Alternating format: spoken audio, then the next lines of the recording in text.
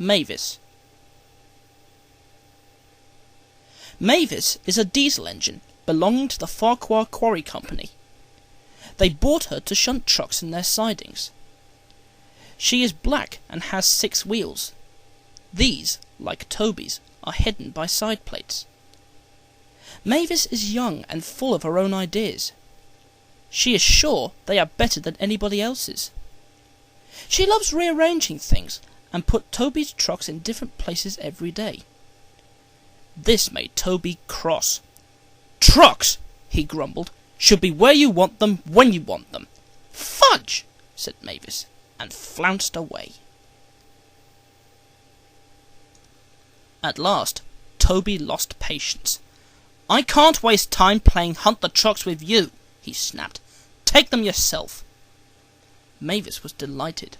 Taking trucks made her feel important. At Farquhar, she met Daisy. "Toby's an old fusspot," she complained. Daisy liked Toby, but was glad of a diesel to talk to. "Steam engines," she said, "have their uses, but they don't understand. Toby says only steam engines can manage trucks properly." "What rubbish," put in Daisy, who knew nothing about trucks. "Depend upon it, my dear, anything steam engines can do, we diesels can do better."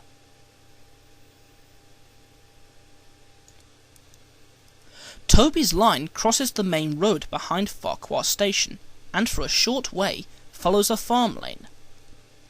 The rails here are buried in earth and ashes almost to their tops. In wet weather, animals, carts and tractors make the lane muddy and slippery. Frost makes the mud rock hard. It swells it too, preventing engines' wheels from gripping the rails properly. Toby found this place troublesome, so, when frost came, he warned Mavis and told her just what to do. "I can manage, thank you," she said cheekily. "I'm not an old fusspot like you." The trucks were tired of being pushed around by Mavis. "It's slippery," they whispered. "Let's push her around instead." "On! On! On!" they yelled, as Mavis reached the stop board. But Mavis had heard about Percy and took no chances. She brought them carefully down to the lane and stopped at the level crossing. There, her second man halted the traffic while the guard unpinned the wagon brakes. "One in the headlamp for Fusspot Toby," she chortled. She looked forward to having a good giggle about it with Daisy. But she never got her giggle.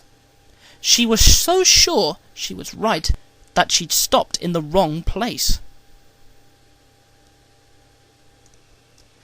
In frosty weather, Toby stops before reaching the lane, and while some of his trucks are still on the slope. This ensures that they can't hold him back, and their weight helps him forward till his wheels can grip again. But Mavis had given the trucks the chance they wanted. "Hold back! Hold back!" they giggled. "Grrr! Up!"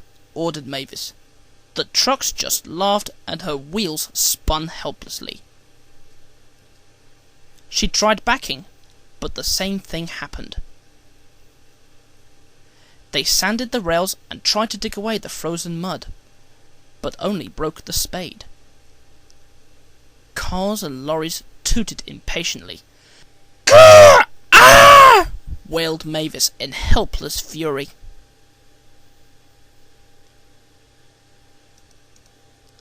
"I warned her," fumed Toby. "I told her just where to stop. 'I can manage,' she said, and called me an old fusspot." "She's young yet," soothed his driver, "and she can manage her trucks herself." "They're your trucks, really," his driver pointed out. "Mavis isn't supposed to come down here. If the Fat Controller—" "You wouldn't tell, would you?"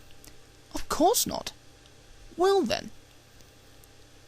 "But," his driver went on, "if we don't help clear the line, he'll soon know about it, and so shall we." Yes," said Toby thoughtfully. An angry farmer was telling Mavis just what she could do with her train. Toby buffered up. "Having trouble, Mavis? I am surprised." "Gosh!" said Mavis. With much puffing and wheel slip, Toby pushed the trucks back. Mavis hardly helped at all. The hard work made Toby's fire burn fiercely. He then reversed, stopping at intervals, while his firemen spread hot cinders to melt the frozen mud. "Goodbye," he called as he reached the crossing. "You'll manage now, I expect." Mavis didn't answer.